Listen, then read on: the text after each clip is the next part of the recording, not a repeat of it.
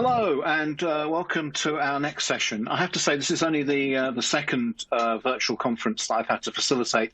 And one thing I suddenly noticed is that when you're doing back-to-back sessions in different locations, physically a lot less taxing when you're doing it virtually, but it's just as stressful, all the clicking and everything else. So my apologies that we're starting just a couple of minutes late, but we're going to get going straight away. And it's great to have with us Anoop Gupta, who's the co-founder and CEO of SeekOut, who are one of our sponsors here today.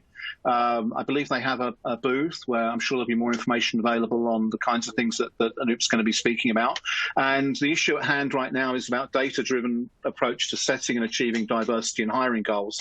And the other event that I did a couple of weeks ago was actually on human capital analytics, and we had a bunch of stuff on DEI there. So I know just how critical for many organizations the measurement and analysis of data is, and indeed how that's becoming even increasingly more important.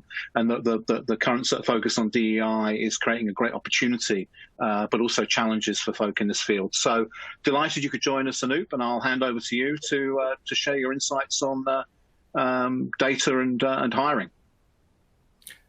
Thank you, John, and welcome to our session. Before I begin, I hope you and loved ones are all safe and well during these times. We ourselves feel blessed and grateful for our family and team being well, and we send you our best wishes. I am Anoop Gupta, co-founder and the CEO of SeekOut. SeekOut is a 3-year-old startup with a mission to provide companies a competitive edge in recruiting hard-to-find and diverse talent. The central core and success of any organization is dependent on its employees, and that is why your roles are so important and why we believe in our mission. Yesterday, one of my colleagues sent me an interesting update from SEC, the Securities and Exchange Commission, on mandated human capital disclosures that went into effect November 9th. So, just very, very recently. It surprised me, and I thought you may find it very relevant to and likely surprising. It underscores the importance of the work that you do and why it is about to get a lot more sunshine for good. So back in 1975, 83% of the value of the S&P companies could be explained by the value of the physical assets on their balance sheets, the buildings they own, the mines they own, everything else.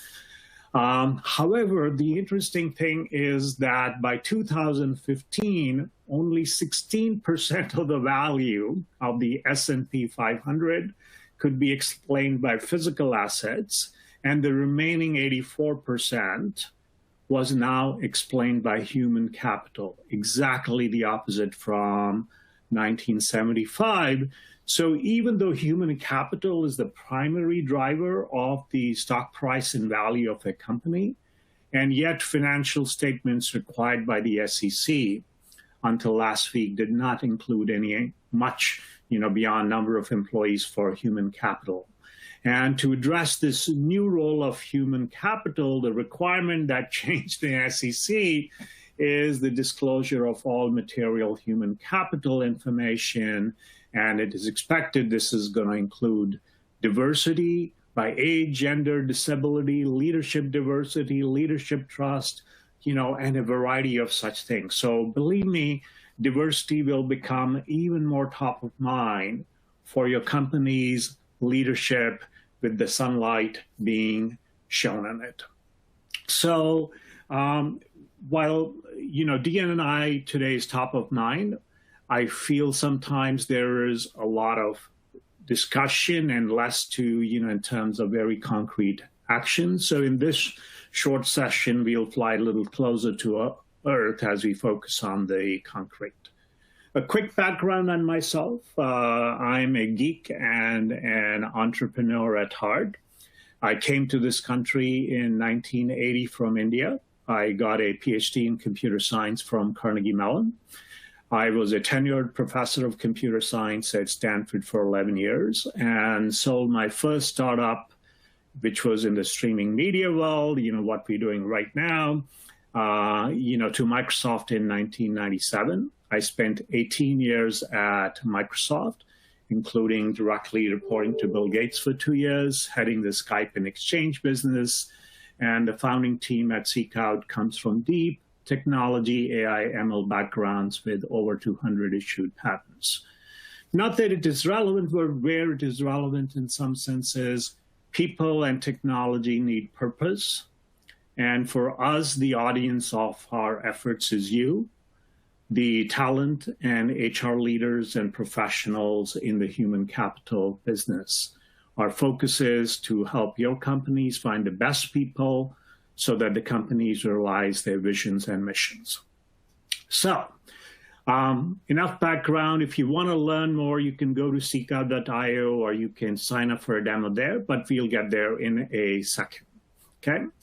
So, as I was saying, our awareness and sense of urgency to address diversity has skyrocketed given recent events, and it is top of mind for CEOs and CHROs. Just on the CEO pledge, diversity pledge, 1,400 signatories are there, lots of people covered, and many of those who have not signed have also taken it to heart, and why this conference today and so many attendees. Now, a great example here is the moonshot goals being set by Dell. And this is a commitment by Michael Dell himself. They have signed on for diversity as a deep goal and making major changes, in the coming decade with a strong belief that it will help the company do better. They will attract stronger talent. The diverse people will bring all of themselves to the work, and they'll be more engaged, and it'll be good for the company too. Now, let me start, as I cover this talk, with a caveat. That is that. So we all, as was there in the previous keynote section, need to understand that diversity, inclusion, belonging is a hugely rich and complex space. There are lots of different kinds of diversity that comes. And for companies to get full benefit of diversity, it's not sufficient, to have an employee base that is diverse. It is important that the diverse perspectives, people feel included, that they can bring their whole true self to their work, that their different personal experiences, their different ways of thinking are not only accepted, but celebrated. And that is what's going to create, better outcomes for ourselves and for companies. So all of these factors are very important. They need to be taught concurrently. But for today, within this broader context, I wanted, I'll be focusing on the diversity and the top of funnel side. That is, how do you hire, diverse people? How do you bring in more diverse people into your companies for the wide range of open roles that you have? A recent report from GEM, which is an applicant tracking system, said, and if you look at it, that one of the major difficulties, the biggest challenge on the talent acquisition side is where do you find and bring, people, into your companies. Now, for many of you, as talent leaders and HR leaders, I'm sure there are many challenges that you think about, when a company like Dell or any of your companies says, okay, this is what we're going to go and do. You could feel frustrated that the targets are coming from above. They seem high or not high enough, and you were not included in all the discussions of how are targets being set. But equally important becomes, how are you going to set targets for your teams?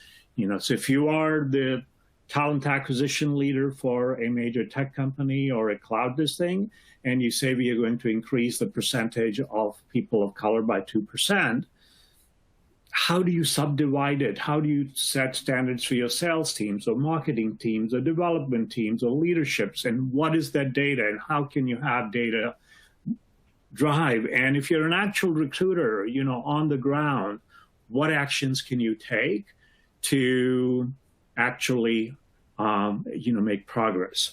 Now, as you might expect from the title of the talk and everything, we believe data and artificial intelligence can help. So a few slides to talk about the data and its importance, as we go. So Marc Andreessen is, you can think of him as the founder of Internet. He, along with Tim Berners-Lee in the beginning, built the first browser, the first web server. This is 1994, 95. And now he is one of the, their VC firm, Andreessen Horowitz, is one of the biggest ones in the Valley. So we started with, as they became the investors, that software is eating, the world that is there. And I believe today we can very comfortably say that data is eating the world. Data and the insights they provide drive how CEOs and leaders run their businesses.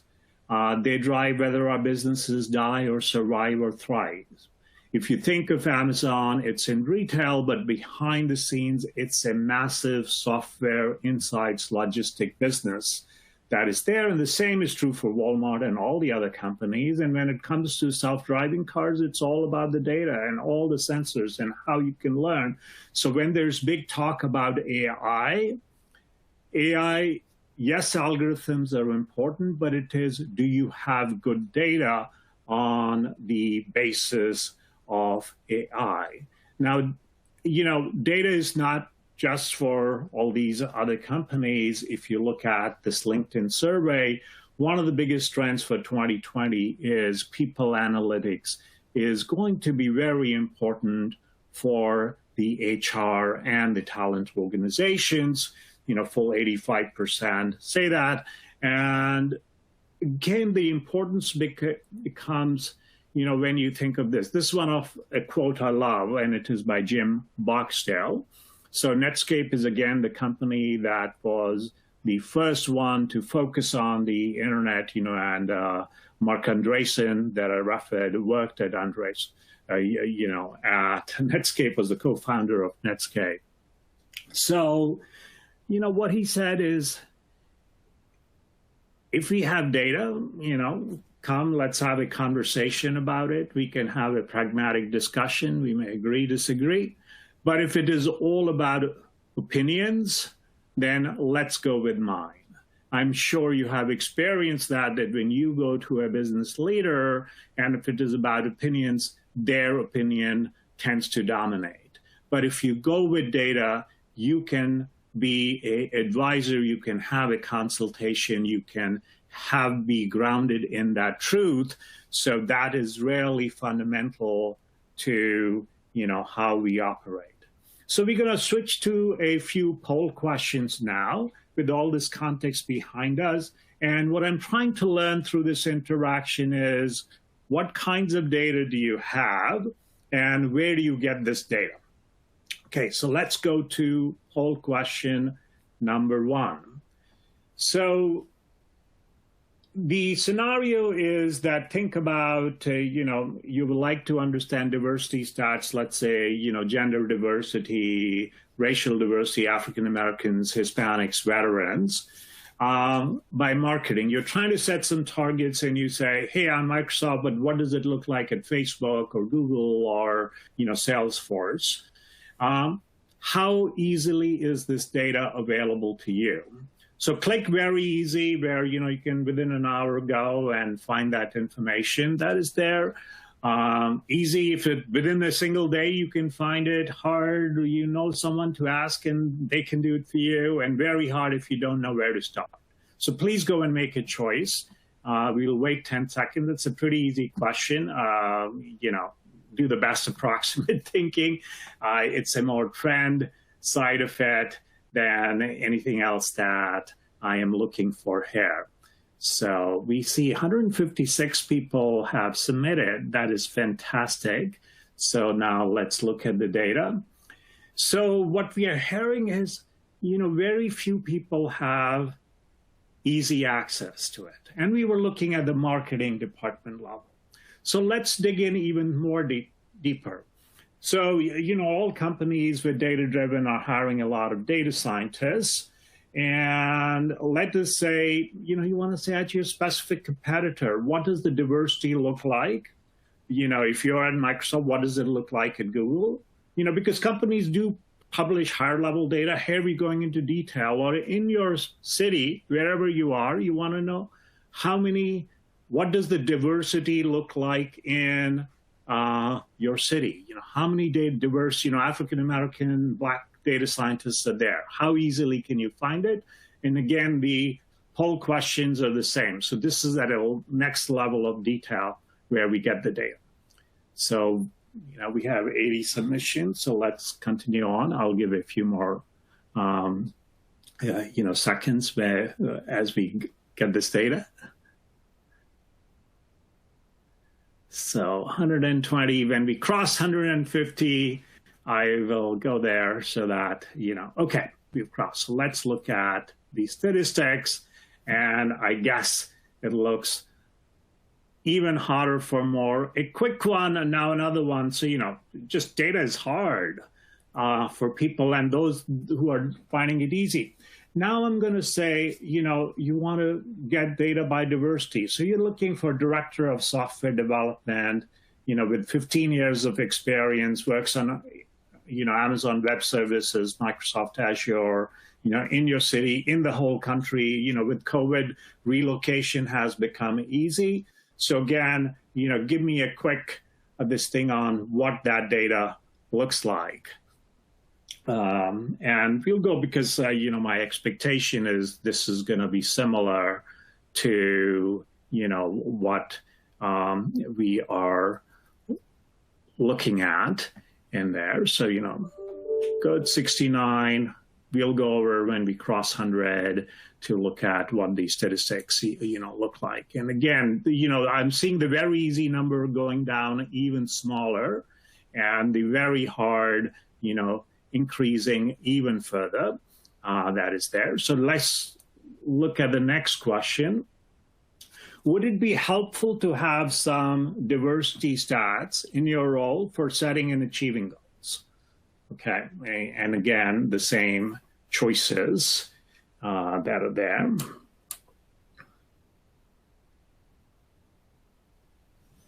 So I'm getting the votes now.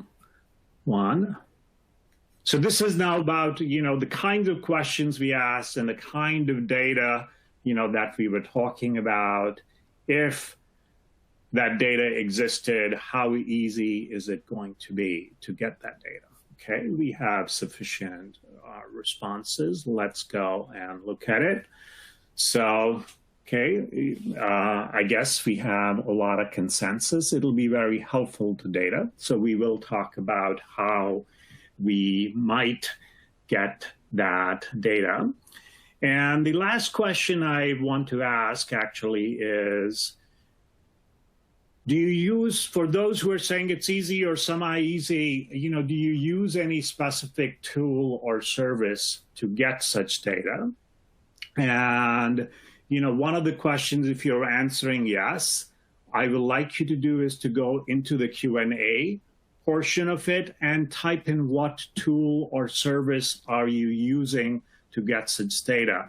We will try and accumulate the answers and share, with everyone, hey, this is what people are actually moving. So 2 parts, answer the poll question, and please go in the Q&A channel and type in, what, tool or service you might be using to get such, diversity data. Again, I think we might have enough data. So, 28% say they do have such a tool. So please enter your answer and, for the others we'll do, look at. So thank you so much. And so, that is the end in some sense of the survey questions. And we're going to dig in now back into the slides. So the question here now is, a little bit about SeekOut. I just have 2-3 slides very quickly. So I've talked about our mission, competitive edge in recruiting hard to find and diverse talent. So we've been focused on that, from the beginning. A quick look at some of our customers from the major tech companies, pharma companies, defense companies, banking companies all over. And if you were to say, why are they customers of SeekOut? One is we help you find a lot of talent for digital transfer, developers, engineers, scientists who may not have LinkedIn profiles. There's a lot of analytics in detailed way, just the way I was talking about diversity, but also just non-diversity. So if you were to say, how many people have skills in social media, digital marketing, or you say, who have machine learning skills and deep skills, we can find you. We are also, very conscious about diversity in showing you analytics, the kinds I was talking about you, actually find the candidates, people, all of the African-American data scientists in Atlanta. We can also help you with unconscious bias through blind hiring and removing, pictures and names and emails and all of that kind of information. And then there's a very powerful search engine below. There's a very powerful way in which you can source talents and getting emails, phone numbers, and lots of other things. So, that is what SeekOut is. And we will go now into some of the more detailed aspects and dig in. And the remaining, let's see, how much time do we have? I'm looking at, we have around 20 minutes where we start. So I wanted to cover, so this is getting concrete. As a past professor and things, I want to jump in and show you how things, really work. So let's go into the first one. So, we are looking at how can a data-driven approach help. So, it can help you realistic diversity targets if you know only 1% and there are, 40 people that are available in your city, are you going to be able to achieve it or not? Or are they 1%, 5%? What does it look like? A big part is also writing diversity-friendly job requirements. Many of us know that, women don't apply for jobs if they don't meet, close to 100% of the skills. And men are very happy to apply even if, they meet 50% of the skills. And they say, I'm perfectly suited for this. Okay, so it's not just about the language, that people talk a lot about, we are a killer team and we want to crush the competition. But actually, job requirements make a big difference. How can you be a consultative advisor to your hiring managers? How can you go and have a discussion when they either write the job requirement or when they have unreasonable, expectations? And how can you actually find these people, or how can you look at your talent funnel? So we're going to dig into, some of these things as we go along. And the first thing we're going to look at is around using data for diversity targets, setting diversity targets, looking at it. And what this involves is understanding diversity inside your company, looking at competitors, understanding by discipline and role, a lot of the questions that I was asking you, asking about, that is there. So I'm going to now share my screen. Okay, and let's hope this all goes smoothly. And we are going to jump in here. And you may want to, okay, I'm trying to see. Hopefully my screen is being shared. And we're going to go in here. So I'm actually now looking at, let's say, the company, Airbnb. And we are looking at, what is the statistics they report about gender. So, they only published 2018 data, 43.85%, around 8% Hispanic, 3.5. And what I show here is I've gone basically into said company equal to Airbnb. Okay, so I'm looking at Airbnb inside SeekOut. So this is the SeekOut interface. And, I can look at all of the candidates that are there inside this thing. And I'm looking at now the insights of people. And what I show here is, and hopefully you can see it, is we show 45%, and they were showing around 43.8%. They were showing slightly less than 8%. We showing 8.6%. They show around 3.5% Black. We are showing 3.2% Black. And the beauty is that I didn't have to look at, the data they are providing as Airbnb, because now the beauty is I can say, find me diversity for software engineers. So I've chosen the title. There are 1,000 software engineers, and I can see what the diversity looks like. I can come here and say, find me diversity of people who have 10 or more years of experience, and what does it change? And with a click, then I can also go to the candidates who have that much experience and who are at. So you can see how data and finding can be this. And the purpose of this was to say, with AI, data, and ML, you can get very, you can get a long way in understanding diversity in a variety of ways. Now, the examples I want to go to is in this particular thing, I have chosen the company to be Microsoft. Okay, and I'm saying current title is data scientist. So we're going to the example of looking at data scientists. And I find that at Microsoft, out of the 1,100 data scientists, there are, this is what the distribution looks like, and around 1.3% are African American. I did some previous looking. So, here I'm looking at Facebook, and I can look at the Facebook statistics.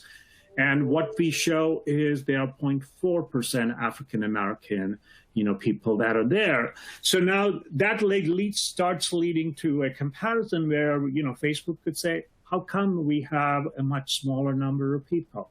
It can drive conversations, okay, that leads to interesting thing. And here I'm just looking at data scientists. I'm not specifying any company.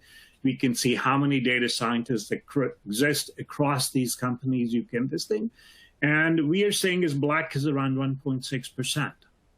So the thing that is happening now is you say in the US, roughly 1.6% are African American, an exact number, whether they're 1.5 or 1.8, 2%, it doesn't matter. But with this kind of data, you can say Facebook had 0.4%, Microsoft had 1.1%, and you can start having the conversations about, what can we do differently and approach it. And it is click of a second, it is not 1 hour. You can look at it this in less than a second, and you can look at it by experience, okay? So I'm going to now actually go through slides in a slightly different way. I'm not going to switch out of this. So let's go to the next thing. Okay, so the next thing becomes, okay, how can we look at job descriptions and how can we align our job descriptions, to be better for the content and what we are trying to do. Okay, so we're going to look at that and, can you negotiate flexibility with the hiring manager? And the goal in some sense is as I said with Jim Stockdale, so when you don't go with data, the hiring manager will say, just do this. You become an order taker. As a recruiter or as even an HR person, you're not always in position of power with the hiring manager or the business leader. So how can we leverage data to do much better? So let's look at that now as a very concrete example. So, here I picked a, role. So this is for site reliability engineer or DevOps engineer. And you can see a lot of qualifications that are needed. And maybe I'll increase the size of, this so you can see it in a bigger way. Now, this is not an atypical job description. Okay, what do you need? Okay, use containers, Dockers, Kubernetes, LXC, AWS, configuration management, Terraform, CloudFormation, Ansible, and I want Python, and I want AWS, and I want code build, code deploy, and I want this thing. So once you have these kinds of things, how do you have a discussion with the hiring manager to say, hey, Miss Hiring Manager, whoever, can we really understand what is needed or not? And the question is, how can you use data to facilitate that? So let us come here. And so, the role was that it may be a senior DevOps engineer. So, if I don't do this, there are lots of candidates, we are looking at 133 million in the US. And so we are in this thing. And I said, the current title should have senior and DevOps. And we show up 3,600 people. You can see where they are. You can see what the diversity looks like. And you can see, there's 62. It's looking pretty small where you want to be. Now, you say to the hiring manager, do we need really senior in the title? Do we need all these senior DevOps? What if we use a DevOps with more experience? So we're going to just put DevOps in the title. You go from 3,500 to 30,000 people. So almost a tenfold increase, okay? And you can see from a diversity now, it increases and we get to 677 people, that are there. So just by having a conversation, with the hiring manager, or you say, okay, if they have the title and 287, or if we look at women, we have a lot more women, than if we had a senior DevOps title. So hopefully it's being right. So if I go back to my senior DevOps, okay, then if you say how many women are there, 237 women versus 1,100 women. So you see a lot of flexibility. Now let's dig in even further, okay, into it and the craziness of it. So the, job description counts for, show me people who have Terraform and Kubernetes. So, I can come and post those things in. And if I add that restricts it to 114 candidates. If you remember here in the job description, it talked about Terraform, CloudFormation, Ansible, that is there. And so what I had done basically is added Terraform and CloudFormation. So suddenly the count goes down and you say, can we just do Terraform? Because if I do that, I go to 670 candidates. Are there other things that you can do? Because not only the total counts go down, but also, the diversity, there are totally 9 and 41 that are available. So this is the part, where what we are saying is it is really important when you are looking at job descriptions, and if you can go and have this conversation with the data, with the hiring manager on how we need to adjust the job description, it becomes, really important, and you can have that conversation with data much more. You become a talent advisor than simply an order taker. Now, the same thing can be used also for building your recruiting strategy. So, so if we were to go back very quickly here, let me bring this up. So let's say I'm looking at the DevOps people, okay, and I'll keep it broad. And so if you look at insights, you'll say the top locations where they are is San Francisco, New York, Boston, and you may say, oh, I'm based there.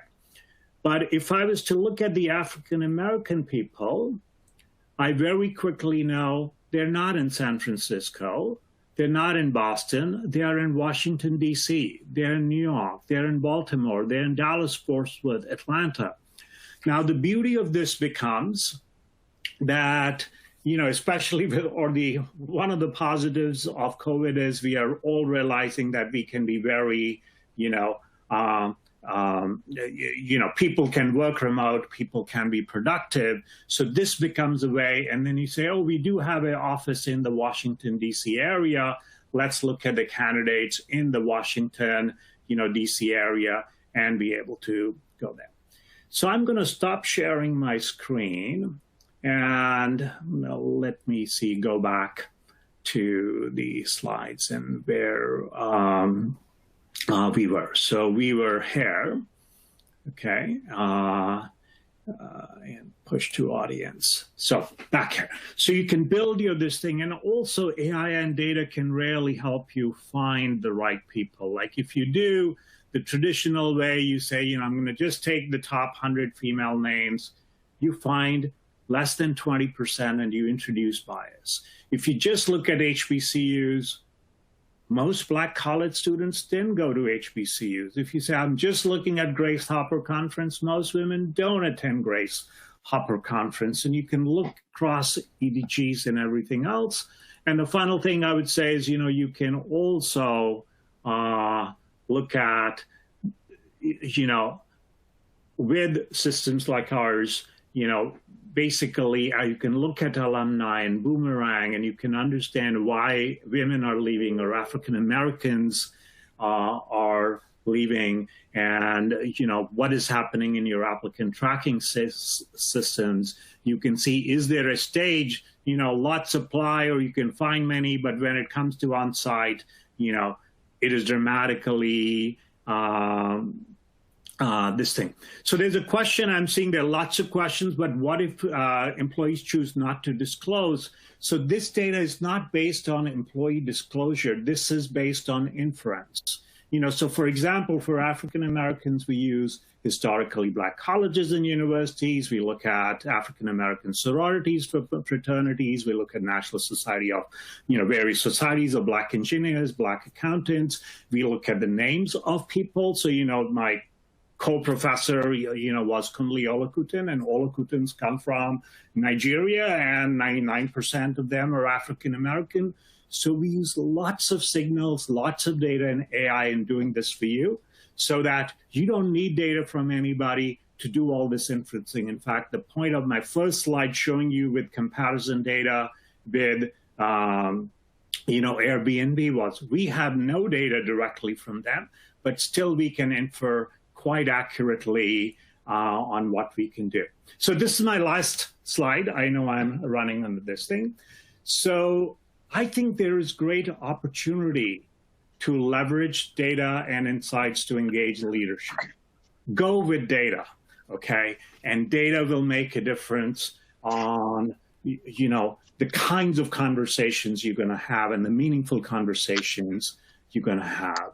Data is your ally for diversity. Don't be hesitant of data, and there's an opportunity to become a consultant, a partner, a talent advisor to hiring managers or leaders. And there exist tools, as I was trying to show you through the demonstration, that will help you get there.